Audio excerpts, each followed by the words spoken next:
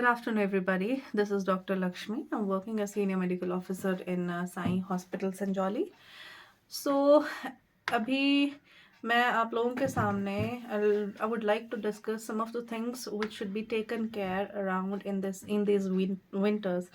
As we all know कि we are staying in Shimla and यहाँ पे इतना ज़्यादा ठंड है और इतना ज़्यादा मौसम ख़राब हो रहा है, हो सकता है आगे बर्फ़ भी पड़े एंड कोरोना की मार भी आ रही है। तो we have to take care about ourselves. हमें कोई दूसरा इंसान नहीं आएगा बताने के लिए कि हमें क्या करना है, हमें अपनी सेहत का खुद ही ध्यान देना है। जैसे कि पता है हम ऑलरेडी 2-3 साल से कोरोना से जूझ रहे हैं और बीच में वी वर लेड बैक। हमें पता था कि भाई कोरोना चला गया, ऐसा कहा गया कोरोना चला गया है, लेकिन अब फिर से जो उसकी नई लहर आ रही है तो हमें फिर से वो सारे प्रिकॉशंस लेना स्टार्ट करना पड़ेगा। अभी जैसे बच्चे हैं, स्कूल जा रहे हैं, उनको पता नहीं है कि सब क्रैम्प्ड अप स्पेसेस में बैठे हुए हैं and sharing the food because they say the sharing is caring, but the actual thing is कि आजकल अगर ये सब कुछ हो रहा है, आप एक दूसरे के साथ विदाउट मास्क, विदाउट सैनिटाइजर्स अगर हम एक दूसरे को टच कर रहे हैं या कुछ भी, and by chance God forbid अगर किसी को भी 1% भी इन्फेक्शन है या may be that person is just a carrier, यानी कैरियर मतलब कि उसको खुद को, वो एक होस्ट है उस चीज़ के लिए, लेकिन उसको खुद को कोई इफेक्ट नहीं हो रहा है उस चीज़ से, लेकिन वो उस चीज़ को फर्दर बांट सकता है। तो इट कैन बी दैट, और जब सब इकट्ठे बैठे हुए हैं तो वो इन्फेक्शन एक दूसरे में लग सकता है। There are like likely chances कि वो चीज़ एक दूसरे के साथ वो शेयर हो जाए। लाइक खाना शेयर करते करते हम कोविड या कोई भी इन्फेक्शन को शेयर कर सकते हैं। अब जैसे कि सीज़न चेंज होता है, अब यहाँ पे लाइक अब स्नो पड़ने वाला है, ठंड बहुत ज़्यादा बढ़ रही है। Chief complaint right now is खांसी, जुकाम, बुखार हो गया बच्चों को, ठंड लग जाएगी तो लूज मोशंस हो गए। नॉट ओनली बच्चे बट बड़े भी हमारे पास आते हैं कि लूज मोशन लग गए, वॉमिटिंग्स लग गई, खांसी है, जुकाम है, बुखार है। तो ये सब कुछ जो है ठंड की वजह से हो रहा है। एंड हम लोग क्या करते हैं, जैसे बच्चे होते हैं वो सॉक्स नहीं पहनेंगे, गर्म स्वेटर्स नहीं पहनेंगे, गर्म चीज़ें नहीं पहनेंगे, they won't sit in front of heaters और something like, they want to go and play outside.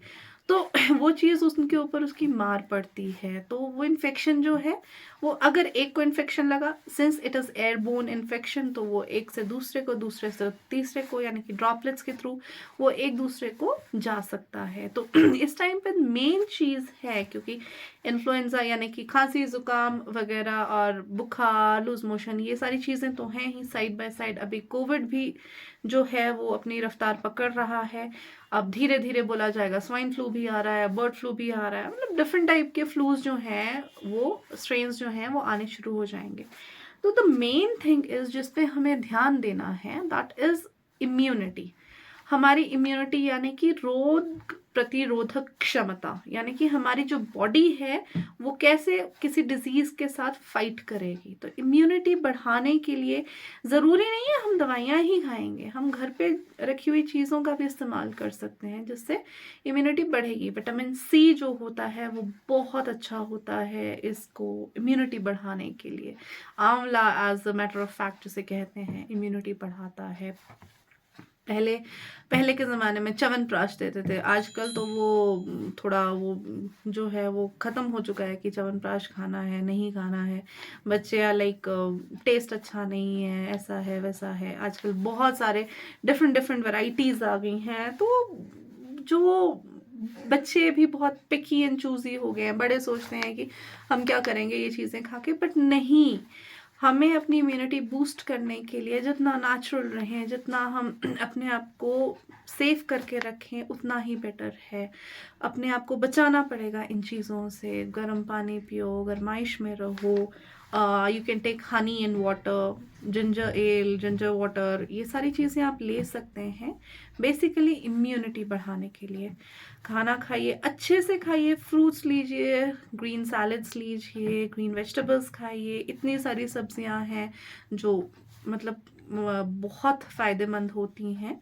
तो we have to go for that. तो इन चीज़ों का ध्यान रखना पड़ेगा, तभी जाके हम इन प्रॉब्लम्स के साथ हम कोप अप कर सकते हैं। ठीक है, थैंक